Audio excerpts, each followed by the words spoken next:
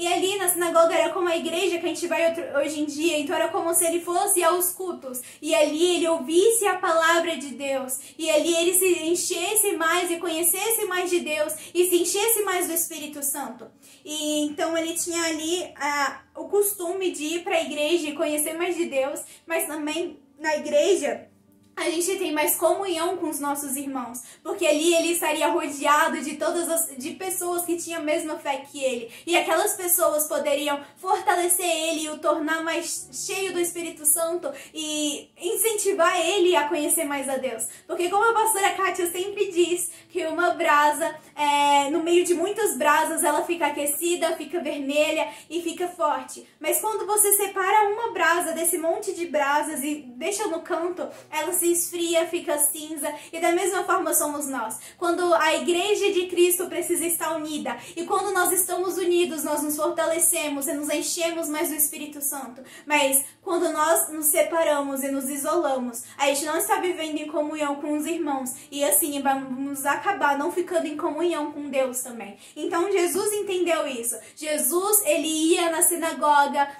isso já era um costume dele, e ele se enchia mais de Deus, se enchia mais do Espírito Santo e tinha comunhão com os irmãos, fortalecendo a fé dele.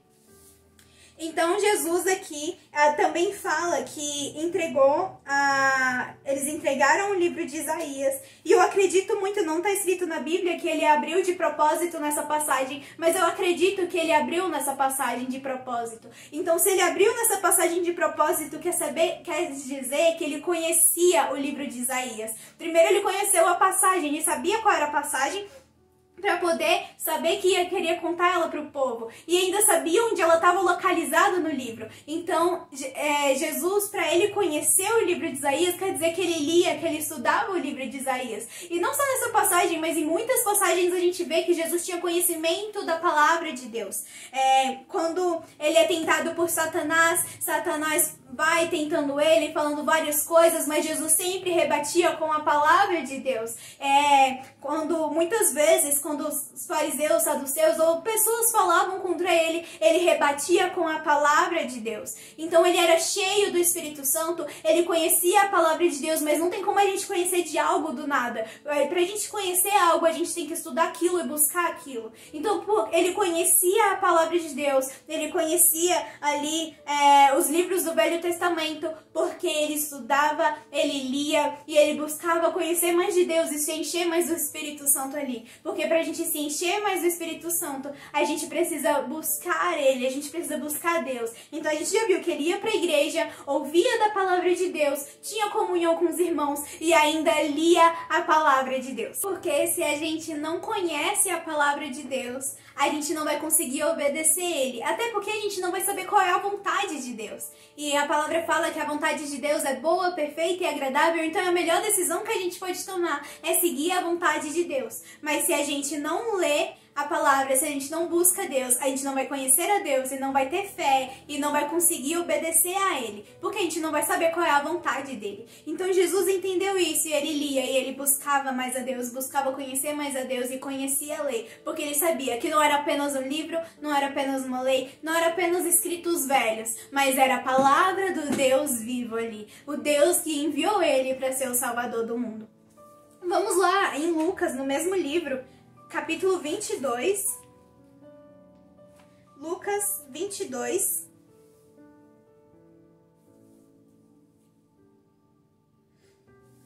Lucas, capítulo 22, versículo 39 ao 41. Lucas, capítulo 22, versículo 39 ao 41. Diz assim: Então, acompanhado de seus discípulos, Jesus foi, como de costume, ao Monte das Oliveiras. Ao chegar, disse: Orem para que vocês não caiam em tentação. 41. Afastou-se a uma distância como de um arremesso de pedra, ajoelhou-se e orou: Então Jesus foi como de costume para o Monte das Oliveiras orar. E não só nessa passagem falando que era costume, mas a gente pode ver em todos os evangelhos, a gente vê que Jesus direto saía e ia lá para o Monte das Oliveiras e ele orava e tinha comunhão com Deus, que às vezes Jesus acordava mais cedo que todos eles e todos os outros discípulos ia lá, ia orar e conversar com Deus. Então Jesus que entendeu que através da oração a gente busca Deus, a gente conhece mais a Deus e fortalece o nosso espírito. E também que a oração é uma arma de guerra, que a oração é algo muito importante, que era algo fundamental para que o ministério dele pudesse ser completo e que para ele pudesse se tornar e permanecer nos caminhos de Deus sem pecar e se tornando santo. Porque além de Jesus ser o nosso Salvador, sendo Salvador, ele não poderia pecar. Porque se era como para o sacrifício para limpar o pecado, tinha que ser uma ovelha, um animal puro, não poderia ser doente, não poderia ser manchado. E se Jesus pecasse, era como se ele fosse esse sacrifício puro e manchado, porque também não faz sentido, impuro, manchado, doente, porque não faz sentido você ir e sacrificar algo para perdoar os pecados, mas o que você está sacrificando é pecador. Então Jesus ele precisava ser santo, ele não poderia pecar. E ele entendeu que uma forma disso era orando, até porque Jesus fala assim: orem para que vocês não caiam em tentação. Então Jesus deu aqui um segredo pra gente não cair em tentação. E se a gente não cair em tentação, quer dizer o quê? Que a gente não vai pecar. Então Jesus nos deu um segredo aqui pra não pecar: a oração. A oração nos faz não cair em tentação, nos faz não pecar, nos torna pessoas mais parecidas e mais próximas de Deus. Então Jesus tinha o costume de orar, e aqui ele ensinou os seus discípulos a orarem também. Então ele buscava Deus. A gente viu que ele ia para a igreja, tinha comunhão com Deus, com os irmãos, que ele lia a palavra de Deus, que ele orava e ele também adorava. A gente vê, por exemplo, na última ceia, quando antes de Jesus ser morto, e fala ali que eles oraram e cantaram, que eles cantaram louvores. Então Jesus adorava. Então Jesus buscava Deus e ansiava conhecer mais a Deus, porque assim ele seria mais cheio do Espírito Santo e conseguiria vencer o pecado e se tornar o Cordeiro Santo sem nenhum pecado, um Cordeiro perfeito, como ele foi. Vamos agora lá em João. João, capítulo 4, é o próximo livro da Bíblia. Próximo livro aí é Lucas e depois vem João. João, capítulo 4, versículo 31 ao 35. João, capítulo 4, versículo 31 ao 35. Versículo 31. Enquanto isso, os discípulos insistiam com Jesus: Rabi, coma alguma coisa. Rabi quer dizer mestre, tá? 32. Ele, porém, respondeu: eu tenho um tipo de alimento que vocês não conhecem. 33. Os discípulos perguntaram uns aos outros: será que alguém lhe trouxe comida? 34. Então Jesus explicou: meu alimento consiste em fazer a vontade daquele que me enviou e em terminar a sua obra. 35. Vocês não costumam dizer: ainda faltam 4 meses para a colheita? Mas eu lhes digo: despertem e olhem em volta. Os campos estão maduros para a colheita.